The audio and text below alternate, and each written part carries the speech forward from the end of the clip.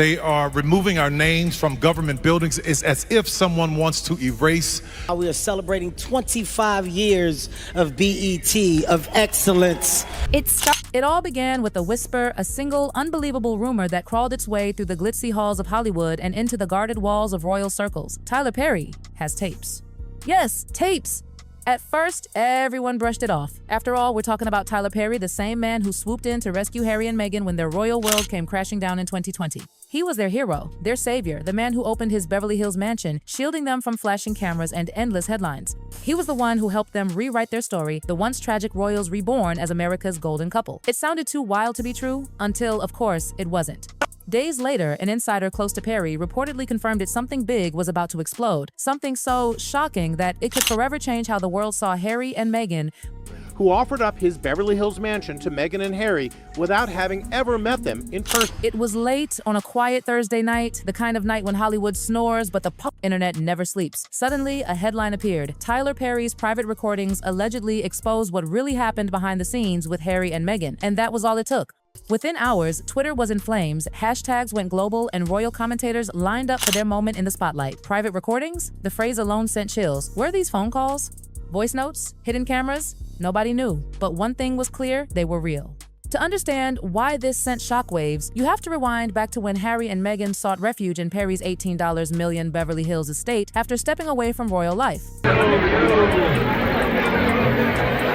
At that time, the couple were the world's obsession, loved by some, loathed by others, but impossible to ignore. They had traded tiaras for freedom, palaces for palm trees, and the Queen's shadow for California sunshine. Waiting for them was Perry, a man of wealth, power, and influence. His mansion became their sanctuary, a place with iron gates, manicured lawns, and absolute privacy. Tyler wasn't just a host, he became their confidant, their emotional anchor, their chosen family. He witnessed everything: the tears, the stress, the fights, the late-night rants about the press, the royals, even about each other.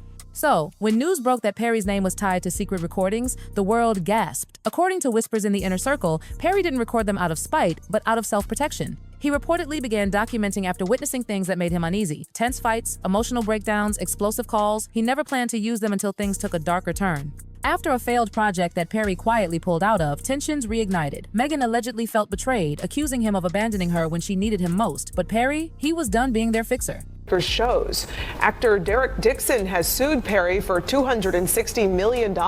When the Sussex team allegedly tried to push him into denying certain relationship rumors, Perry calm, calculating, the businessman that he has dropped a single, icy warning. You really don't want me to open that vault. That line, that's where everything started unraveling. Then came the leaks. Nobody could confirm their source, but the timing was just too perfect. The first snippets allegedly revealed Meghan venting furious about royal betrayal, calling out the monarchy, accusing senior royals of conspiring against her. But then came something that stunned everyone: Harry's voice. He sounded exhausted, defeated, broken. "I left everything for this," he reportedly said. "And now I don't even know who we are anymore." The internet froze. In one instant, the world glimpsed cracks in the perfect couple image they had so carefully built. Real or fake, those recordings shattered everything. The palace stayed silent, cold, calculated silence, the kind that screams louder than any statement. Michael is in crisis after a series of epic disasters, including the total failure. But the tabloids? Oh, they feasted. Meghan manipulated Harry. Harry's cry for help caught on tape. Tyler Perry breaks his silence on the Sussex scandal. By morning, it was a media circus. Talk shows debated morality, late-night hosts cracked cruel jokes, and even American anchors once sympathetic turned ruthless. The Sussex brand, once built on compassion and rebirth, was crumbling. Inside Montecito, chaos ruled. Sources claimed Meghan was raging, pacing, yelling, demanding answers. She felt betrayed, humiliated, powerless. Tyler wasn't some stranger, he was family. And when Harry learned about the leaks, insiders say he snapped. "For years, Perry was my brother, my protector. Now he's my destroyer." Perry's response? A calm, one-line statement that broke the internet. "There are things I have witnessed that I will not discuss publicly, but I will always stand by truth." He didn't deny the tapes.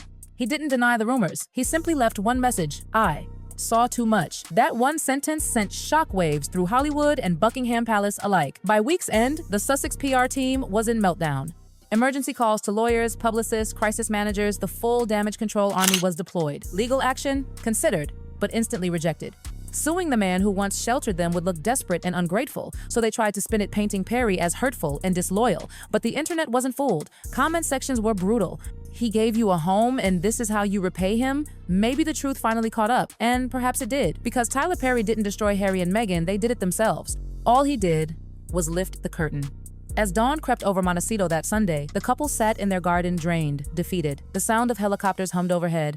For the first time, Harry wasn't angry at the palace or the press, he was angry at himself. Meghan's eyes, swollen and red, stared into nothing. Behind the fury, though, something stirred calculation. Because if there's one thing Meghan Markle never does, it's stay down.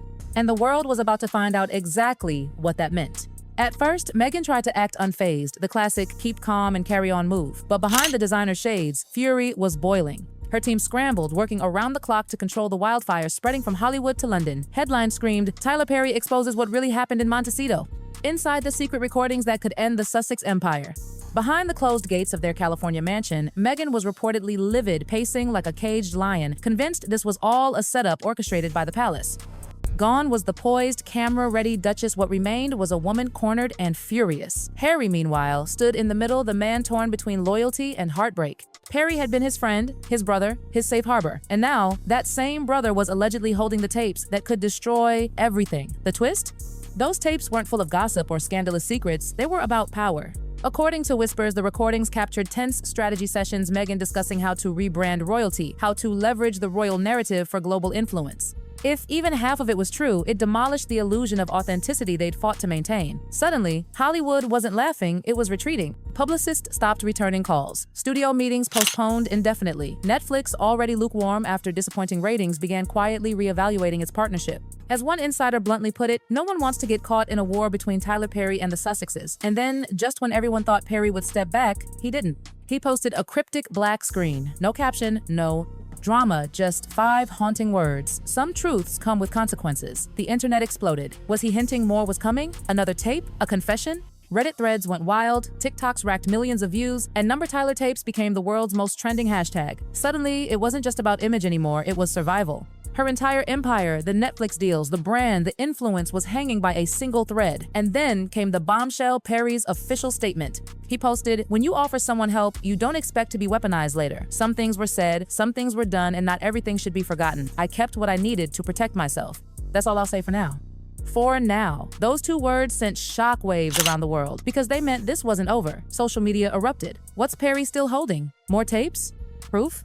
Meghan was reportedly in meltdown. Sources claimed she screamed at her team, accusing them of failing her, of letting her reputation burn. One staffer allegedly quit on the spot, saying, "You can't PR your way out of this." Harry tried to comfort her, but he was running on fumes. The man who once walked beside her, proud and defiant, now just looked tired. Meanwhile, Tyler stayed silent, calm, dignified, unstoppable. His career soared. His studios thrived. Fans hailed him as the man who finally stood up to manipulation. By week's end, Meghan's approval ratings had plummeted, not just in Britain, but even in the US, where she'd once been Hollywood's darling. She wasn't the rebel royal anymore. She was the fallen celebrity. But if the world thought it was over, they were wrong. Because whispers began surfacing about one final recording. A conversation between Meghan, Harry, and a high-profile royal insider. One that, if revealed, could rewrite everything we thought we knew about Megxit. And guess who had it? Tyler Perry. The tension in Montecito became unbearable. Phones buzzing, lawyers rushing, PR advisors whispering about containment strategies. They knew Perry was preparing his final play. Then came the bomb. Perry had booked an exclusive with 60 Minutes. This wasn't gossip anymore, this was legacy. Insiders say Meghan went pale when she heard. She reportedly muttered, "He wouldn't dare," but everyone knew he would. The promo trailer dropped, Perry's voice echoing over footage of his empire, his success, his name in gold. Sometimes the truth hides behind kindness, and sometimes kindness gets taken for a fool. I've been quiet long enough. Cut to black. Twitter imploded. Number Perry files trended worldwide. Journalists camped outside his Atlanta studio. Every outlet from Page 6 to The Guardian prepared for what they called Hollywood's royal reckoning. When the interview aired, it was nuclear. Perry didn't scream, he didn't accuse, he just spoke. Calmly, softly, devastatingly. He told the story of helping a couple in crisis, offering them shelter when the world turned cruel. He said he believed in their love until he saw how quickly kindness became a transaction. He never said Meghan's name, he didn't need to. Every word painted the picture. Then, the moment that silenced the world, Perry revealed that yes, he recorded conversations during their stay for his own protection.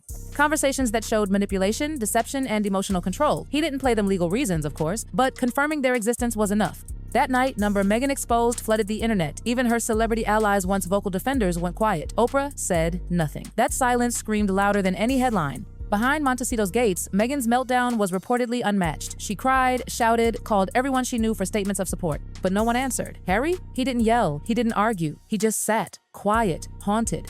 Insiders said he spent hours rewatching their old interviews, the ones where they claimed to speak their truth, and finally saw the contradictions. He reportedly whispered, "I think we burned down our house for nothing." That line, one aide said, made everyone in the room cry. Still, Meghan refused to back down.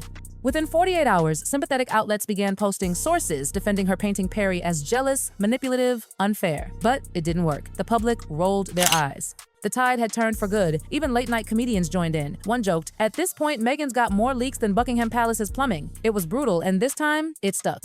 A luxury brand quietly cut her from a campaign, a streaming giant paused her project, Hollywood friends stopped replying. Montecito wasn't a palace anymore. It was a fortress of isolation. Meanwhile, back in London, the palace's calm composure was icy perfection.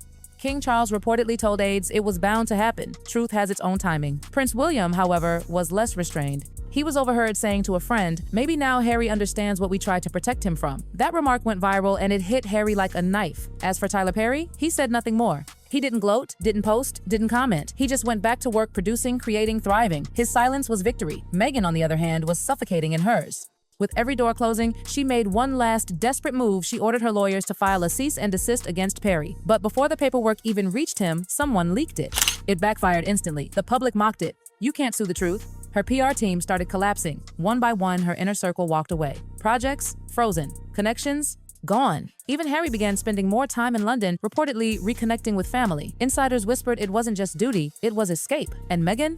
Left in Montecito, surrounded by beauty, haunted by silence. The fairy tale had ended. The tapes didn't just expose secrets, they exposed illusions. The ones she built, the ones Harry believed, the ones the world finally saw for what they truly were. And just like that, the royal love story turned to dust.